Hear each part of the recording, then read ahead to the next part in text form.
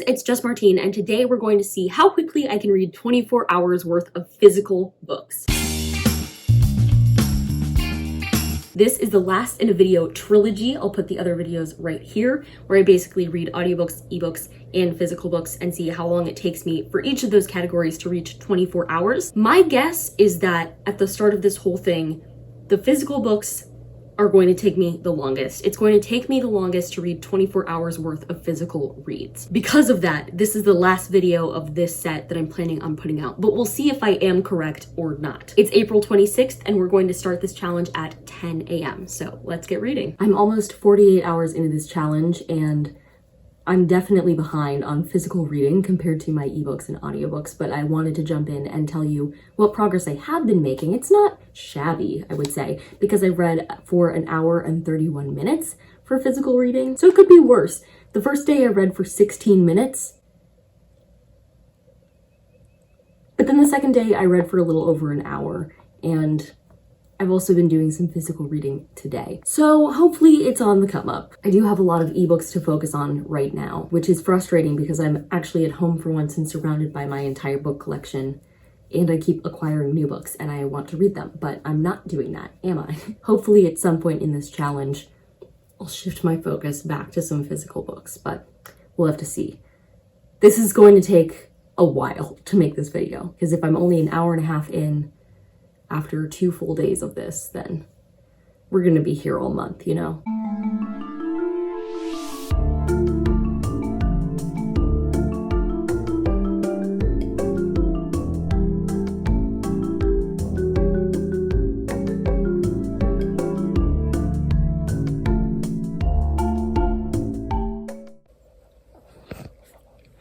Hello, it is May 3rd and I have hit 6 hours of physical reading for this. I'm way behind compared to the other categories, but I'm at least a quarter of the way there now.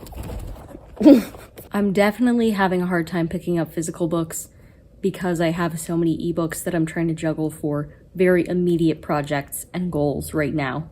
So that certainly doesn't help, but I'm often quite bad at picking up physical books, so I can't exactly say that this is an anomaly. It's just so much easier to pick up ebooks. I don't know. Hopefully we'll pick up the pace here soon. I'm happy to report that I spent the weekend catching up with my physical reading so that I'm now a little over 11 hours into this challenge with my physical reads, which is only slightly behind the other 2 categories, which is great because I was very far behind them.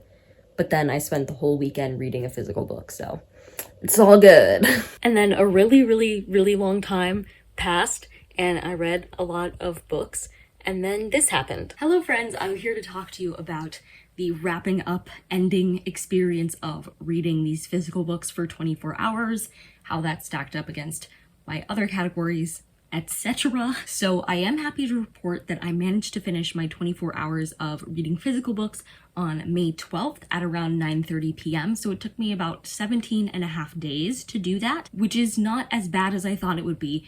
And that's because I kind of pivoted hardcore after I finished my other 2 videos. And this was for a couple reasons. One, I was terrified of how long this could possibly take to make. And originally I was worried that I wouldn't have enough videos in the month of May. And so I'd have to put this out, and to put it out, I'd need to finish it. So I kind of rushed this ending there in some ways. So the timing of it is a little artificial. Additionally, I had a loan from the library when I was finishing this for Ship of Magic by Robin Hobb, which is huge. It's like over 600 pages.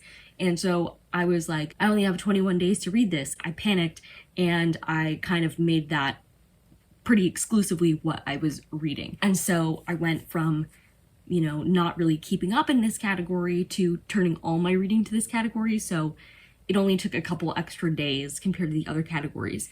And it means that at the end, they're not very unbalanced because I kind of artificially rebalanced them. So that's just a disclaimer, because I'll tell you that my audiobook reading stayed at 24 hours. I didn't read any more audiobooks after I finished that video before I finished this one. My ebook time count did still go up to around 29 hours, so about 5 extra hours, but it didn't continue exponentially increasing in the same way that the physical books did, because I really turned my attention to physical reading. And this tells me a couple things. One, it tells me that when I want to turn my attention to physical reading, I absolutely can. I just often prioritize my ebooks for a couple of reasons. One, because that's normally how I consume library books. So having a physical library book is pretty rare in comparison to me.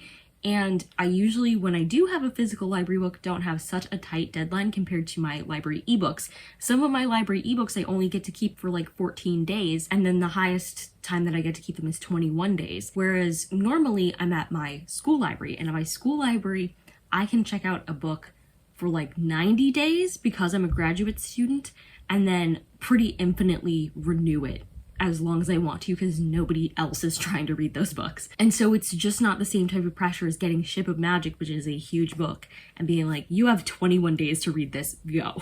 So I feel like that was an interesting thing to throw into the middle of this challenge. Just be like, let's totally change how you're handling reading and prioritizing reading because you're in a different circumstance right now. So like I keep emphasizing in this series of videos, I think it would be really interesting to see what happens if I do this while I'm at school. I will say, if there's a month that I do consistently read audiobooks, then it is the case that I read the least amount of time in physical books compared to other types of books. There are some months where like just I'm not in the audiobook mood, and so I obviously spend more time reading physical books than audiobooks, but that's just because I'm not reading audiobooks. I think this particular experiment has shown me just how much I don't prioritize reading physical books, which is interesting. Right now, I'm at home and I'm looking at all the physical books I own that I haven't read yet, and I'm going, I'm not prioritizing you. And that's scary because I feel like that stack of books is growing at an alarming pace that I'm definitely not keeping up with. So that's definitely something to consider for future videos. And that's one of the reasons that I often try to emphasize physical books that I own for 12 TBRs of Christmas ideas, because I like to have some reason to prioritize the books that I own, but then not all my ideas fit into that. So I don't know, I'm going to have to find some type of way to figure this out. And I can't make it too specific of a way because I'm usually not around all my books. I usually have a very small selection of them to choose from, so it's not like prompts will do me very much good, because usually I can't fit very specific prompts with the books that I have with me. But it is just alarming to note that I give so much less time to physical reading, and yet I have all these physical books. So I don't know, I feel like this has been an interesting experiment. I've learned a lot about myself and my reading. If you liked it, go ahead and give it a big thumbs up and comment down below. Do you often deprioritize physical reading, or do you feel like physical reading is your main mode of reading? And subscribe for more bookish and college lifestyle content. And until next time, bye humans, bye!